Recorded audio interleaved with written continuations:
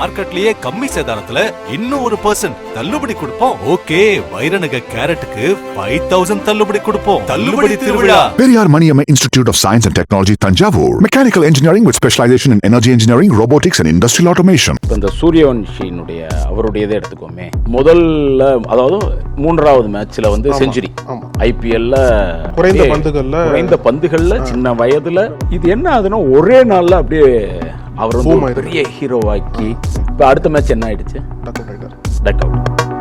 ஒரு விஷயத்த உடனே அப்படியே பெருசா காட்டி அவங்க மேல ஒரு ப்ரெஷரை அவருக்கே தெரியாம உள்ள புகுத்துற ஒரு வேலையை இந்த சமூகம். சச்சின் கிட்டத்தட்ட ஒரு 16 வயதுல வந்தவர். இப்போ அவருக்கு இதே ப்ரெஷர் இருந்திருக்கும், ஆனா மீடியா அந்த அளவுக்கு இல்லாதனால கொஞ்சம் அவரால் அதை வந்து இன்னும் நல்ல விஷயம் ஒன்று நடந்திருக்குது அந்த மேட்ச்லயே. இப்போ டக் அவுட் ஆகி வெளியில வர்றப்ப ரோஹித் சர்மா போய் அவருக்கு தட்டி கொடுத்துட்டு வர்றாரு.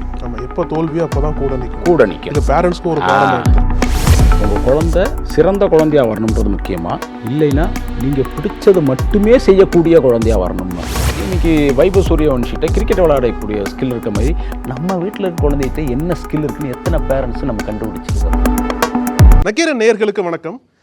இந்த ஒரு புதிய நிகழ்ச்சியில் டீனேஜ் இளைஞர்கள் மனரீதியாக சந்திக்கக்கூடிய பிரச்சனைகள் குறித்தும் மனரீதியாக சந்திக்கக்கூடிய சவால்கள் குறித்தும் கலந்துரையாட இருக்காரு டீனேஜ் கவுன்சிலர் திரு குமார் அவர்கள். அவரை வரவேற்கலாம் சார். வணக்கம். வணக்கம் சார். டீனேஜ் அப்படின்ற ஒரு கேட்டகரி பார்க்கும்போது 13 to 19 இந்த கேட்டகரி தான் டீனேஜ் பசங்களாக இருப்பாங்க.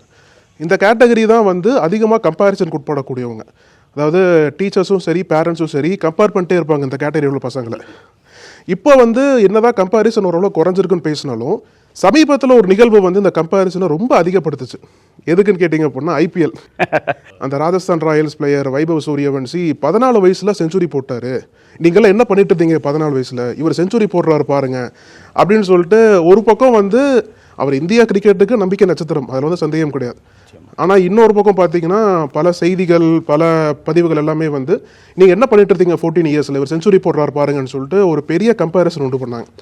இது வந்து ஒரு பக்கம் மீம்ஸாகவும் மாறுச்சு, இன்னொரு பக்கம் வந்து அந்த 14 வயசு பசங்களுக்கு ஒரு மன உறுத்தலி உண்டாச்சு. ஏன்னா அதே மாதிரி கேள்விகள் வந்து வீட்டில் கேட்கும் போதோ சமுதாயத்தில் கேட்கும் போதோ நம்மளுக்குள்ளேயே ஒரு பெரிய குற்றுணர்ச்சியாக மாற்றதுக்கும் ஒரு பக்கம் அது ஒரு பெரிய ஒரு இதாச்சு. இப்போ உங்களோட அந்த டீனேஜ் கவுன்சிலிங்கில் இது எந்த அளவுக்கு டீனேஜர்ஸை பாதிக்கும்னு நினைக்கிறீங்க? முதல்ல என்னுடைய வணக்கங்கள். டீனேஜ் பிள்ளைங்களை பொறுத்த வரைக்கும் நீங்கள் கரெக்டாக ஒரு விஷயங்களை எடுத்து இப்போ கொடுத்துருக்க மாதிரி நான் யோசிக்கிறேன். கம்பேரிசன், இந்த கம்பேரிசன் வந்து பேரண்ட்ஸ் பண்ணுறாங்க, டீச்சர்ஸ் பண்ணுறாங்க, இதை தாண்டி இன்னொரு பார்வையும் இருக்குது. அவங்களும் தன்னை கம்பேர் பண்ணிக்கிறாங்க. இந்த நிகழ்வு வந்து பர்டிகுலராக அதை வந்து தோண்டி இருக்கும்னு நினைக்கிறேன் சார். நிச்சயமாக நாம் என்ன பண்ணிகிட்ருக்குறோம், இது 2 வகையாகவும் பார்க்கலாம். ஒன்று வந்து பாசிட்டிவாக நான் இன்னும் என்ன பண்ணலாம், எப்படிலாம் பண்ணலாம் அப்படின்ற ஒரு பார்வையும் இருக்குது. அவங்களுக்குள்ள ஒரு கில்ட் ஃபீலிங் கொடுக்கறதுக்கான ஒரு வாய்ப்பும் இருக்குது. அப்போ இங்கே வந்து ஒரு பெற்றோருடைய ஆசிரியருடைய இந்த சமூகத்தினுடைய ரோல் என்ன, அதுதான் நம்ம இப்போ மெயினாக பார்க்க வேண்டிய ஒரு விஷயமா இருக்கும். ஏன்னா நம்ம எல்லா இடங்களையும் சொல்லிகிட்டே இருக்கிறோம் கம்பேரிசன் தவறு அப்படின்லாம் சொல்லிகிட்டு இருக்கிறோம். இயல்பாகவே பார்த்தீங்கன்னா வளர்ச்சியும் எங்கேருந்து வருதுன்னா அந்த கம்பேர் பண்ணுறதுல தான் வளர்ச்சியுமே வருது. அது எப்படி கம்பேர் பண்ணிக்கிறோம் அப்படின்றது தான் நம்ம ரொம்ப முக்கியமான ஒரு விஷயம். இப்போ இந்த சூரியவன்ஷியினுடைய அவருடையதை எடுத்துக்கோமே, முதல்ல அதாவது 3வது மேட்ச்ல வந்து செஞ்சுரி, ஐபிஎல்ல குறைந்த பந்துகள்ல சின்ன வயதுல நிறைய ரெக்கார்டு ஏதோ பண்ணியிருக்கிறாருன்றாங்க. 8-9 ரெக்கார்டு. அதுவும் பவுலர்ஸ் எல்லாம் பெரிய பெரிய பவுலர்ஸ் அசால்ட்டான அடிச்சாரு. அப்போ இது ஓகே. இது என்ன ஆகுதுன்னா ஒரே நாளில் அப்படியே அவர் வந்து பெரிய ஹீரோவாக்கி அது இயல்பாகவே அவர் மேல ஒரு கம்பேரிசன் வைக்கிறாரு. அங்கதான் அடுத்த மேட்ச்ல. இப்போ அடுத்த மேட்ச் என்ன ஆயிடுச்சு, டக் அவுட். அப்ப இந்த நிலை என்ன, இதுக்கெல்லாம் பின்னாடி என்ன இருக்குது அப்படின்னு நம்ம பார்த்தோம் அப்படின்னா, நான் என்னுடைய லெவலில் நான் யோசிக்கும் பொழுது இந்த சமூகம் ஒரு விஷயத்தை உடனே அப்படியே பெருசா காட்டி அவங்க மேல ஒரு ப்ரெஷரை அவருக்கே தெரியாமல் உள்ள புகுத்துற ஒரு வேலையை இந்த சமூகம் இன்றைக்கி இந்த மாஸ் மீடியா நிறையா வந்ததற்கு பிறகு பார்த்திங்கன்னா அது நிறையாவே ஆகிருக்குது. ஏன்னா சச்சின் கிட்டத்தட்ட ஒரு 16 வயதில் வந்தவர்.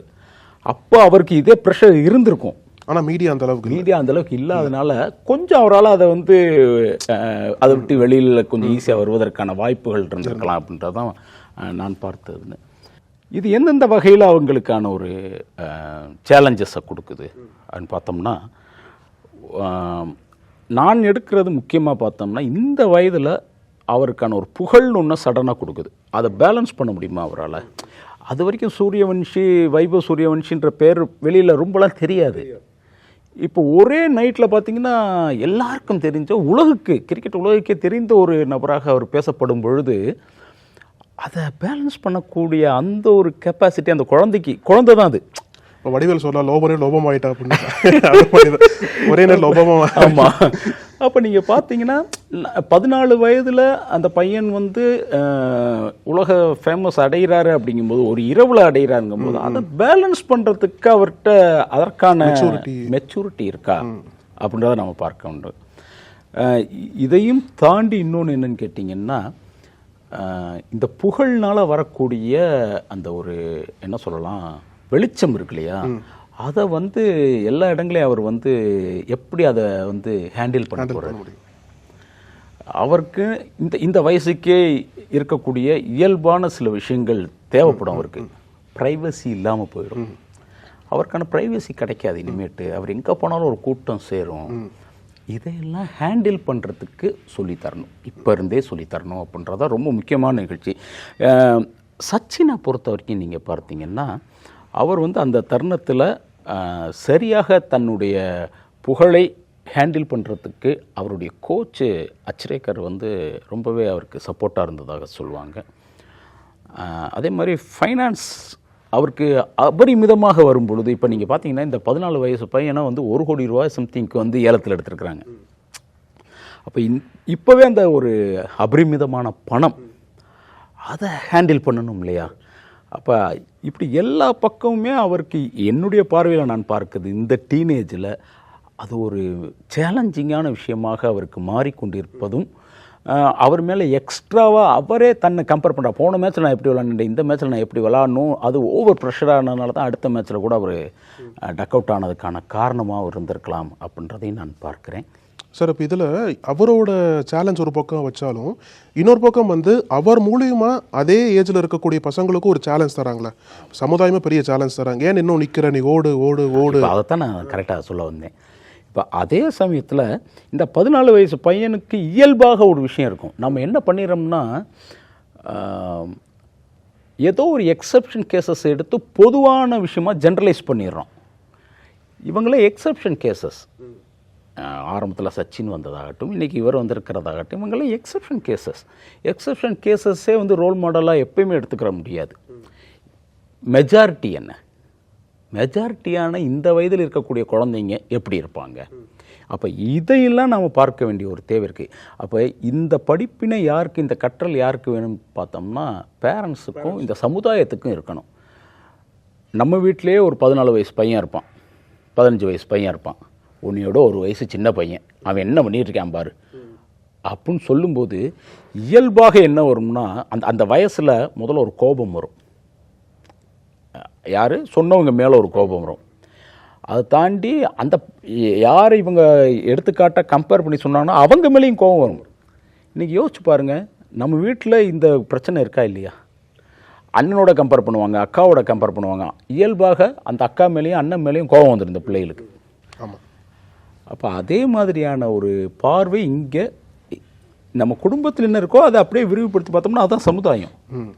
நம்ம குடும்பத்தில் இருக்கிறது அப்படியே சமுதாயத்தில் பிரதிபலிக்குது நமக்கு. அப்போ நாம் என்ன செய்ய வேண்டியது? இப்போ இதெல்லாம் ஒரு ஒரு ஒரு சேலஞ்ச் அப்படின்னு நம்ம எடுத்துக்கிட்டோம் அப்படின்னோம்னா கூட, இந்த புகழோ பணமோ, இன்னும் சொல்லப்போனால் அவருக்கு இன்னொரு பிரச்சனை இப்போ ரீசெண்டாக நீங்கள் பார்த்துருப்பீங்கன்னு நினைக்கிறேன், அவருடைய ஏஜ்லேயே ஏதோ பிரச்சனை இருப்பதாக சொல்கிறாங்க. ஆமாம், அது ஒரு நியூஸ் வந்து அது ஏஜ் வந்து ஏதோ ஃபேக்காக பண்ணிட்டாங்க அப்படின்னு ஒரு நியூஸ் வந்து. அது இருக்கலாம், இல்லாமல் இருக்கலாம், அது நமக்கு தெரியாது. நான் எப்படி பார்க்குறேன்னா, அது ஒரு திறமை. அந்த திறமை அந்த வயசில் எப்படி பார்த்தாலும் டீனேஜ் தான். அந்த திறமையை நாம் எப்படி எடுத்துக்கிறோம் அப்படின்றது தான். இது சரியா தவறான்றதுக்குள்ள நம்ம போக வேண்டாம். இப்போ அந்த திறமை அந்த பையனுக்கு இருக்குது. அப்போ அந்த திறமையை வச்சு அவரே கம்பேர் பண்ணிக்கிறதும் நடக்குது. அவரை இந்த சமூகம் மற்றவங்களோட கம்பேர் பண்ணுறது நடந்துக்கிட்டே இருக்குது. அப்போ இதுலேருந்து நம்ம என்ன பண்ணலாம், இதை ஒரு லேர்னிங்காக தான் நம்ம எடுக்க முடியும். இப்போ உடனடியாக நேற்று ஒரு இன்னொரு நல்ல விஷயம் ஒன்று நடந்திருக்குது அந்த மேட்ச்லேயே. இவர் டக் அவுட் ஆகி வெளியில் வர்றப்ப ரோஹித் சர்மா போய் அவருக்கு தட்டி கொடுத்துட்டு வர்றாரு. ஆமாம், எப்போ தோல்வியோ அப்போ தான் கூட நிற்கும். இது பேரண்ட்ஸ்க்கு ஒரு இதுதான் முக்கியமான லெசன் நாம் தெரிந்து கொள்ள வேண்டியது. அவர் வந்து பெரிய ஆளாக வந்திருக்கிறாருன்றதை நம்ம சொல்லும்போதே பெரிய ஆளாக வருவதற்கு அவர் எவ்வளோ கஷ்டப்பட்டிருக்கிறாரு, அந்த ஃபேமிலி அதுக்கு எவ்வளோ தூரம் அவங்க கூடவே இருந்திருக்கிறாங்கன்றதை நம்ம சொல்லித்தரணுமா இல்லையா? அப்போ அந்த அப்பா ஒரு ரொம்ப சாதாரண மிடில் கிளாஸ் இல்லை லோவர் மிடில் கிளாஸ் பீப்புள் தான் அவங்க தன்னுடைய சொத்தையெல்லாம் விற்று தான் இந்த பையனுக்கான கோச்சிங்க்கெலாம் அவங்க அந்த பையனை அனுப்பியிருக்கிறாங்க. அந்த அம்மா காலையில் 3-4 மணிக்கு எழுந்திரிச்சு சாப்பாடு கட்டி கொடுத்து பையனுக்கு கணவனுக்கு 2 பேருக்கும். அந்த பையனுடைய அண்ணன் தான் வந்து குடும்பத்தினுடைய ஏர்னிங் பர்சன். அப்போ இப்படி கஷ்டப்பட்டு தான் ஒரு பையனை உருவாக்கியிருக்காங்க. இப்போ நம்ம வீட்டுக்கு வருவோம். அப்படியே அந்த பையனுடைய வளர்ச்சிக்கு குடும்பமாக சேர்ந்து நாம் என்ன செய்து கொண்டிருக்கிறோம்?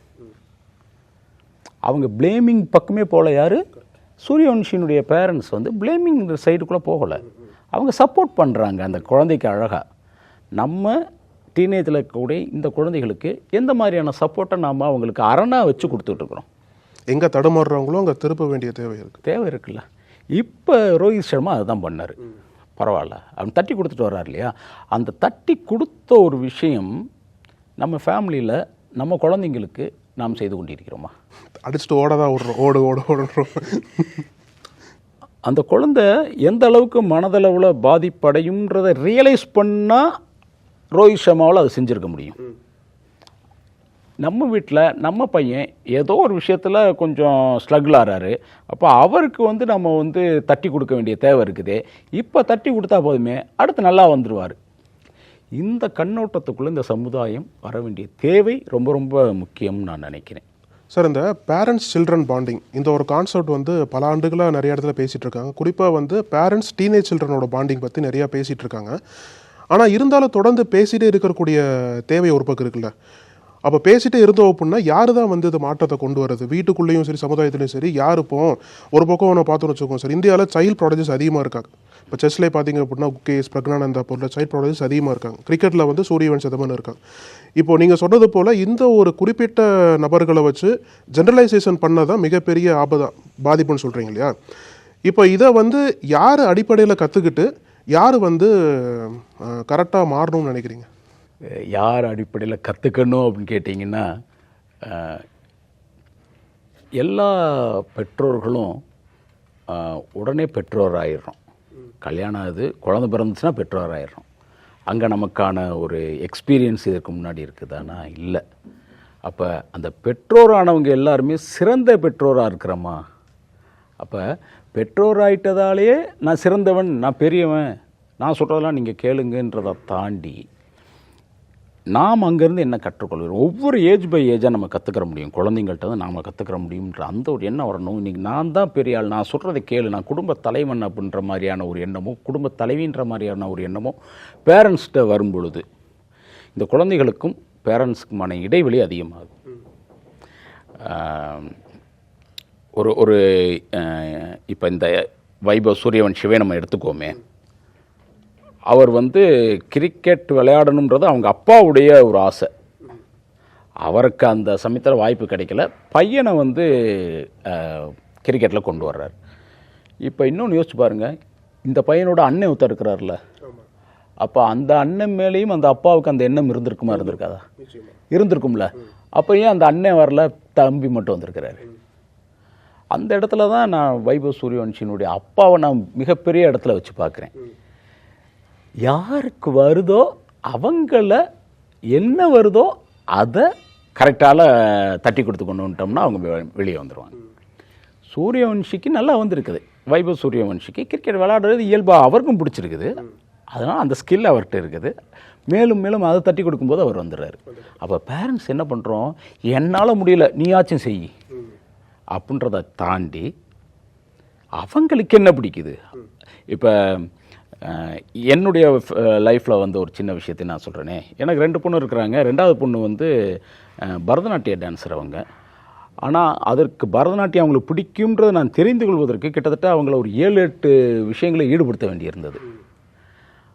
முதல்ல அவங்க வந்து மூத்த அக்கா, அவங்களுடைய அக்கா வந்து ஸ்விம்மர், அதனால் இவங்களையும் ஸ்விம்மிங் லைனில் விட்டேன். அது அவங்களுக்கு பிடிக்கலை. அதற்கு பிறகு பார்த்திங்கன்னா நான் வந்து ரன்னிங் போக போகிறேன், நாங்கள் சேர்னு விட்டேன், அதுவும் பிடிக்கலை அவங்களுக்கு. அப்புறம் பேஸ்கெட் பால் விளையாட போகிறேன், நாங்கள் இன்னமும் அந்த பேஸ்கெட் பால் வீட்டிலே தான் இருக்குது, அது கிரவுண்டு போகவே இல்லை. அதற்கு பிறகு பேட்மிண்டன் விளையாட போகிறேன் நாங்கள். அப்போ அந்த வயசில் குழந்தைங்களுக்கு வந்து தனக்கு எது தேவை எது பிடிக்குதுன்றது அவங்களுக்கே தெரியாதுன்றது தான் முக்கியம். ஸோ நிறைய எக்ஸ்ப்ளோர் பண்ணுறதுக்கு பேரண்ட்ஸ் கைடு பண்ணணும். அந்த கைடன்ஸ் கொடுத்தோம்னா அட்லாஸ்ட் ஒரு இடத்துல என்ன வர்றாங்க, அவங்க ஸ்போர்ட்ஸில் அவங்களுடைய இம்பார்ட்டன்ஸ் இல்லை, அவங்களுக்கு பிடித்தம் இல்லை, அந்தளவுக்கு இன்ட்ரெஸ்ட் இல்லை. அவங்க பார்த்தீங்கன்னா கலைகளில் அவங்களுக்கு பரதநாட்டியம் ரொம்ப பிடிச்சதாக இருக்குது. கிட்டத்தட்ட ஒரு 7 வருடம் முதல்ல. ஆனால் அதில் பேரண்ட்ஸ் என்ன சொல்லுவாங்கன்னா, சார் இவங்க வந்து டைம் வேஸ்ட் பண்ணிட்டு இருக்காங்க, ஏஜ் போயிட்டு இருக்கு, ஒரு வருஷம் இதில் விளாட்றாங்க, இன்னொரு வருஷம் அதில் விளாட்றாங்க, இதுலேயும் வந்து நிரந்தரமாக இருக்க மாட்டாங்க, அவங்க வாழ்க்கைக்கு பாதிப்படையும் அப்படின்பாங்க பேரண்ட்ஸ். இதுக்கு உங்களோட பதில் என்ன வரும்? இல்லை, இப்படி சொன்னோம்னா நம்ம எல்லாவற்றிலையும் குற்றத்தை மட்டுமே பார்த்துக்கிட்டு இருக்கோம்னு அர்த்தம். உங்கள் குழந்தை சிறந்த குழந்தையாக வரணுன்றது முக்கியமா, இல்லைன்னா நீங்கள் பிடிச்சதை மட்டுமே செய்யக்கூடிய குழந்தையாக வரணும்னா? ஆப்வியஸ்லி நம்ம எதை எதிர்பார்ப்போம், என் பிள்ளை நல்லபடியாக இருக்கணும், நல்லா வளரணும் அப்படின்ற அந்த ஒரு விஷயத்தை தான் எதிர்பார்ப்போம். அதை ஏன் நம்ம வழியிலேயே தான் அவங்க பெரிய ஆளாகணும்னு எதிர்பார்க்கணும்? அவங்க வழியில் அவங்க பெரிய ஆளாகிறதுக்கு நான் என்ன பண்ணலாம்? அவங்க வழியில் அவங்க அடுத்த நிலையை அடைவதற்கு அவங்கள்ட்ட இந்த ஸ்கில் இருக்குது. இந்த குழந்தைகிட்ட இப்போ என் பொண்ணுகிட்ட பரதநாட்டியம் இருக்கிற மாதிரி, இன்றைக்கி வைபவ் சூரியவன்ஷிட்ட கிரிக்கெட் விளையாடக்கூடிய ஸ்கில் இருக்க மாதிரி, நம்ம வீட்டில் இருக்க குழந்தைகிட்ட என்ன ஸ்கில் இருக்குன்னு எத்தனை பேரண்ட்ஸு நம்ம கண்டுபிடிச்சிருக்கிறோம். நல்லா ட்ராயிங் பண்ணக்கூடிய குழந்தையாக இருக்கும், நல்லா அழகாக வந்து பாட்டு பாடக்கூடிய குழந்தையாக இருக்கும். இன்றைக்கி நம்ம இதெல்லாம் பாருங்களேன், டிவியில் வர நிறையா ரியாலிட்டி ஷோஸில் பார்த்திங்கன்னா அந்த பாடல்களை வைத்து வரக்கூடியது எல்லாம் பார்த்தோம்னா குழந்தைங்க அற்புதமாக பாடுறாங்க. அந்த பேரண்ட்ஸ் பின்னாடி உட்காந்துட்டு கண் கலங்கிட்டு இருப்பாங்க. அப்போ இன்றைக்கி அது இல்லைன்னு சொல்ல முடியாது, அவேர்னஸ் நல்லா வந்துட்டு இருக்குது. தன்னுடைய குழந்தைய அவங்களுக்கு பிடித்ததில் கொண்டு போகணுன்ற அவேர்னஸ் வந்துட்டு இருக்குது. ஒன்றே எங்கே நம்ம இன்னமும் மாறிக்கொள்ள வேண்டியிருக்குன்னா, நீங்கள் சொன்ன அந்த கம்பேரிசன். அந்த குழந்தை நல்லா படிச்சு பாரு, உன் கூட பாடின பிள்ளை அப்படின்னு அங்கேயும் போய் நம்ம கம்பேர் பண்ணிடக்கூடாது. அந்த குழந்தையால் எந்த அளவுக்கு தன்னை வந்து வெளிப்படுத்த முடியுமோ அந்த அளவுக்கு வெளிப்படுத்தியிருக்கிறாங்க, அடுத்ததில் இன்னும் ஒரு லெவல் நீ முன்னாடி வைப்பா, அது போதும்ப்பா அப்படின்னு சொல்லக்கூடிய அந்த ஒரு தன்மையை பேரண்ட்ஸ் நாம் வச்சுருக்கணும் அப்படின்றது தான் முக்கியமான ஒரு விஷயமாக நான் பார்க்குறேன். சார் இப்போ இதில் டீனேஜ் பசங்க பொதுவாக சார் அந்த 13 to 19 வரைக்கும் இருக்காங்கல்ல, அவங்களுக்கு மோட்டிவேஷனே வந்து ஒன்றும் பேரண்ட்ஸாக இருக்கும். இப்போ பேரண்ட்ஸ் மோட்டிவேஷன் இல்லை, இப்போ அதிக மோட்டிவேஷன் என்னென்னு பார்த்தீங்கன்னா சினிமா, செலிப்ரிட்டிஸ், அவங்கள மாதிரி ஆயிடணும். இப்போ ஃபார் எக்ஸாம்பிள் வந்து ரொம்ப அதிக ஈடுபாடோட படத்தை பார்த்தாங்க, இப்போ நானும் ஒரு நாள் ஹீரோ ஆயிடணும், நானும் ஒரு நாள் டேரக்ஷன் பண்ணிடணும். இப்போ கேம் ஆடுறதுலாம் நிறைய பேர் பார்த்துருக்கோம்ல, கேம் ஆடினா நானும் கேம் டிசைனர் ஆயிடணும் அப்படிம்பாங்க. சில இடத்துல வந்து பார்த்தீங்க அப்படின்னா கிரிக்கெட் பிளேயர் வந்து நல்ல உதாரணம் சொல்லலாம்னா டான் படத்தை எடுத்துக்கோங்க. அந்த ஹீரோ வந்து அந்த அடலசன்ட் ஏஜில் வந்து வர்ற மாதிரி தான் காட்டுவாங்க. அப்போ அந்த அடலசன்ட் ஏஜில் அவருக்கு என்ன இருக்கும்னா, நான் அதுவாயிடவா, நான் இதுவாயிடவா அப்படின்ற மாதிரி தான் அவர் ஒவ்வொன்றா கேட்டுகிட்டே இருப்பார். உண்மையை சொல்ல போனால் அந்த வயசு குழந்தைங்க அப்படித்தான் இருப்பாங்க. இன்னொரு பார்வையாக போய் வச்சுக்கோமே, நாம் எப்படி இருந்தோம், நாமளும் அப்படி தானே, என்ன பண்ண போகிறோம் தெரியாமல் தானே வளர்ந்தோம், இன்றைக்கி ஒரு லெவலுக்கு வந்திருக்கோம்ல. இல்லை, அவங்களுக்கு அந்த நெறிமுறையுடைய ஒரு திங்கிங்கை வந்து எப்படி கவுன்சிலராக கொண்டு வருவீங்க டீனேஜ் பசங்களுக்கு? ஓகே, இன்றைக்கி பார்த்தீங்கன்னா நிறையா இடங்களில் டீனேஜர்ஸ்க்கான ஒரு கவுன்சிலிங் கோர்ஸ் மாதிரியே பண்ணிகிட்ருக்குறாங்க, ஒரு சிலர் பண்ணிகிட்ருக்குறாங்க. அதையெல்லாம் நான் வந்து 2வது பட்சம் சொல்லுவேன். இப்போ முதல்ல செய்ய வேண்டியது என்ன தெரியுமா, உங்கள் குழந்தைக்கு என்ன பிடிக்குது. ரீசண்டாக வருண் சக்கரவர்த்தி கிரிக்கெட்டர், அவரோட ஒரு இன்டர்வியூ ஒன்று நான் பார்க்குறேன். அதில் அவர் அழகாக சொல்கிறாரு, எனக்கு பிடித்ததையே நான் ரொம்ப நாளாக செஞ்சுட்டு இருந்தேன், மற்றவங்களுக்கு பிடித்ததையே நான் ரொம்ப நாளாக செஞ்சுக்கிட்டு இருந்தேன், அதனால என்னால் அதில் ஒரு பெரிய உச்சத்துக்கு வர முடியல. எப்போ எனக்கு பிடிச்சதை செய்ய ஆரம்பித்தனோ அப்போ நான் வந்து ஒரு நல்ல நிலைமைக்கு என்னால் அந்த ஸ்கில்லை வளர்த்துட்டு என்னால் வர முடிந்தது அப்படின்னு அவர் ஒரு பேட்டியில் சொல்கிறார். இதுதானே முக்கியம். இதை ஒரு பேரண்ட் ஐடென்டிஃபை பண்ணி கொடுக்குறோமா? ஒரு டீனேஜ் கவுன்சிலராக நான் ஃபீல் பண்ணுறது என்னன்னு கேட்டிங்கன்னா, ஒவ்வொரு குழந்தையும் இந்த உலகத்தில் பிறந்த எல்லா ஜீவராசிகளுக்கும் ஏதோ ஒரு ஸ்கில் இருக்கும். அந்த ஸ்கில்லை வேறு யாருமே ஃபஸ்ட்டு ஐடென்டிஃபை பண்ண முடியாது. 2 பேர் ஐடென்டிஃபை பண்ணலாம். ஒன்று அவங்க பேரண்ட்ஸ், அதுக்கு அடுத்ததாக பார்த்திங்கன்னா அந்த பள்ளி. அவங்க ஆரம்ப நிலையில் ஒரு பள்ளிக்கு அனுப்புகிறாங்க அப்படின்னா அந்த பள்ளியில் இருக்கிற அந்த டீச்சர்ஸ்க்கு ஈஸியாக தெரிய வரும். அந்த சில குழந்தைங்க பார்த்திங்கன்னா ஏதாச்சும் கிறுக்கிக்கிட்டே இருக்கும், வரைஞ்சிக்கிட்டே இருப்பாங்க குழந்தைங்க.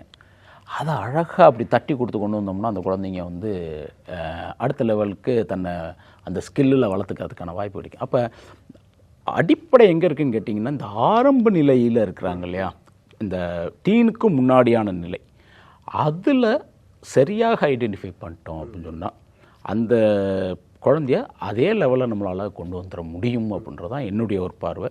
முக்கியமாக அது பேரண்ட்ஸ் கையிலையும் இந்த ஆரம்ப நிலையில் கல்வி கற்கக்கூடிய அந்த டீச்சர்ஸ் கையிலையும் இதற்கான வாய்ப்புகள் இருக்குது அப்படின்றத நான் கவனிக்கிறேன். சார் இறுதியாக வந்து அந்த சூரியவன்சிலே முடிச்சிடலான்னு பார்க்குறேன். இப்போ ஒரு பக்கம் வந்து அந்த பதிவுகள்லாம் நம்ம தொடர்ந்து பார்த்தோம் இல்லையா, அந்த பதிவுகள் போட்டவங்களுக்கும், அதாவது வேகமாக ஓடுங்கன்னு சொன்னவங்களுக்கும் உங்கள் பதில் என்னவாக இருக்க போகுது. ரெண்டாவது அந்த பதிவுகளை பார்த்து அதை வந்து தவறாக புரிஞ்சு நடக்கக்கூடிய டீனேஜ் பசங்க இருப்பாங்கல்ல, நம்மளும் விட்டுட்டோமோ, இப்போ 16, 17 இருப்பாங்க சில பேர், நம்ம அப்போ பண்ணியிருக்கலாமா விட்டுட்டோமோ அப்படின்னு ஃபீல் பண்ணிருப்பாங்க. அது கொஞ்சம் கில்ட்டினஸ் அவங்க அதிகமாக இருக்கும். இன்னொன்று என்ன அப்படின்னா, ஒரு வாழ்க்கையோட பியூட்டியே வந்து நின்று அந்த ப்ரெசன்ஸை வாழ்ந்துட்டு போகிறதான் ஒரு மிக முக்கிய ஒரு அழகையெல்லாம் பார்க்கலாம். ஆனால் அதையும் தாண்டி இந்த மாதிரி ஒரு பதிவுகளை பார்த்து நம்மளும் பண்ணியிருக்கலாமோ அப்படின்ற ஏக்கம் இருக்கும் இல்லையா, அந்த மாதிரி இருக்கக்கூடிய பசங்களும் உங்களோட அறிவுரை என்னவா சார்? நீங்கள் சொன்ன முதல் விஷயத்தை நான் கையில் எடுக்கிறேன். ஓடுன்னு அந்த குழந்தைங்களை சொல்கிறோம். முதல்ல நாம் தெரிஞ்சுக்கிற வேண்டியது, இது ஒரு போட்டி இல்லை. வாழ்க்கைன்றது ஒரு போட்டி இல்லை. வாழ்க்கை எதுக்குன்னா இது என்ஜாய் பண்ணணும், வாழணும்.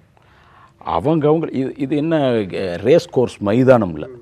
நீ கமான் அப்படின்னு நம்ம அந்த குதிரையை ஓட வச்சு. ஆனால் சார் விட்டா பேரண்ட்ஸில் பெட்டிங்கே வச்சுருவாங்க போல சார். என் பையன் டாக்டர் ஆகிறானோ, அவன் போய் டாக்டர் ஆகிறானோ, பெட் கட்டலான்னு சொல்லிட்டு. அதுதான் அங்கே தான் என்ன இருக்குன்னு கேட்டிங்கன்னா, என்னால் என்ன முடியலையோ அதை என் குழந்தை செய்யணும்னு எதிர்பார்க்க தவறுன்னு நான் சொல்ல மாட்டேன்.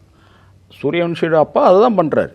ஆனால் அந்த குழந்தைக்கும் அது பிடிச்சிருக்கான்னு பார்த்ததுனால தான் முதல் பையனை விட்டுட்டு 2வது பையன்ட்ட அவர் வர்றாரு. அது மாதிரி உங்களுடைய ஆசையை உங்கள் குழந்தைகிட்ட சொல்லுங்க. அவங்களுக்கும் அது பிடிச்சிருக்கும் பட்சத்தில் அதில் என்கரேஜ் பண்ணுங்க. இப்படியெல்லாம் போகலாம் கரெக்டாக. எது பாதை, எது சரியான. இன்னைக்கு அந்த குழந்தைங்க தடுமாறக்கூடிய இடம் எதுனா, நான் போகிற பாதை சரியான்னு தெரியாது அவங்களுக்கு, போய்கிட்டே இருப்பாங்க. ஏன்னா அந்த ஏஜ் வந்து ஒரு காட்டாற்று வெள்ளம் மாதிரி பாயும், அவ்வளோ வேகத்தோட, அவ்வளோ எனர்ஜியோட, அவ்வளோ ஆர்வத்தோட. அதை வந்து சேனலைஸ் பண்ணி சரியான விவசாயத்துக்கு நீங்கள் போப்பா அப்படின்னு அனுப்ப வேண்டிய வேலை எங்கே இருக்குன்னு கேட்டிங்கன்னா அது பேரண்ட்ஸ் கையில் இருக்குது.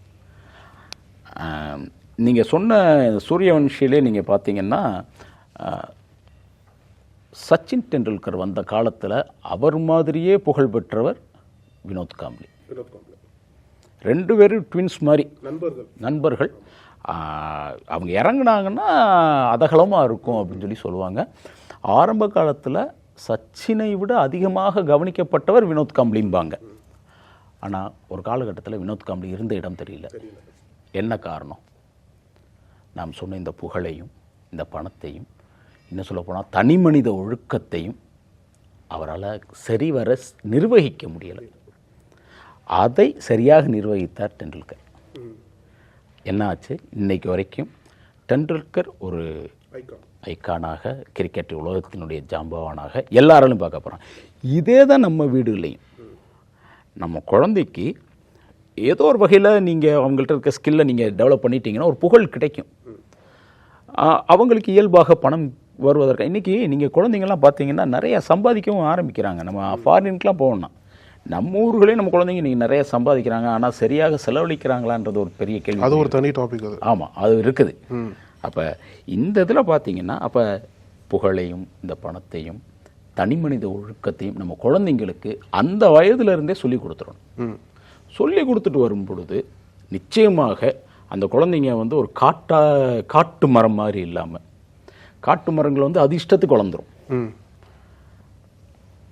நேர்த்தியாக வளர்க்கப்பட்ட மரங்களாக நம்ம குழந்தை இன்னும் சொல்ல போனால் சிலர்களுக்கு இதுக்கு மாற்று கருத்து கூட இருக்கலாம். ஏன்னா அது இயல்பாக தானே வளரணும். இயல்பாக வளரணுன்றது எந்த அளவுக்கு முக்கியமோ அதே அளவுக்கு அந்த இயல்பு அந்த குழந்தைக்கும் ரொம்ப சரியானதாக இருக்குதான்னு பார்க்கணும். அந்த குழந்தை இயல்பாகவே வளருதுன்றதுக்காக தனி மனித ஒழுக்கத்தை விட்டுட்டு வளர்ந்துச்சுன்னா அப்போ அங்கே நிச்சயமாக ஒரு பேரண்ட்டு, இந்த சமுதாயம் எல்லாருக்குமே ஒரு ரோல் இருக்குது. அவங்கள சரிவர அங்கங்கே அப்படி நீங்கள் இப்போ ஊட்டிலேயோ கொடைக்கானலுக்கோ நம்ம போனோம்னா அங்கே அந்த பார்க் இருக்குது, ஃப்ளவர் பார்க்கெல்லாம் இருக்குது. அங்கே அழகழகாக ஒவ்வொரு ஷேப்பில் அந்த மரங்களை கட் பண்ணி வச்சுருக்குறாங்க. அது பார்ப்பதற்கு அழகாக இருக்குது. அதே மரம் தான், அதே சவுக்கு மரங்களாக தான் இருக்கும். ஆனால் அது அங்கே அழகாக இருக்குது. என்ன காரணம்? எப்போ எங்கே கட் பண்ணி விடணுமோ, எங்கே எதை சரியாக செய்யணுமோ அது செஞ்சிட்டோம்னா அழகாயிடும். அந்த அழகுபடுத்துகிற வேலை மட்டும்தான் நம்மளுடையது. மற்றபடி அந்த அவங்களுக்கு தேவையான அந்த சத்தை உறிஞ்சிக்கிட்டு வளர வேண்டியது அதெல்லாம் அவங்களுடைய பொறுப்பு. அதுக்கு தேவையான விஷயங்களை காட்டி கொடுத்துட்டா போதும், அந்த குழந்தைங்க அழகாக வளர்ந்துருவாங்கன்றதான் என்னுடைய ஒரு எண்ணமாக இருக்குது. Right sir. ஸோ இவ்வளோ நேரம் உங்களோட கருத்துக்களை அழகாக பகிர்ந்துட்டீங்க. நிச்சயமாக உங்களோட கருத்துக்கள்லாம் ஒரு விழிப்புணர்வாக இருக்கும்னு நம்புகிறோம் சார். ரொம்ப நன்றி சார். தேங்க்யூ.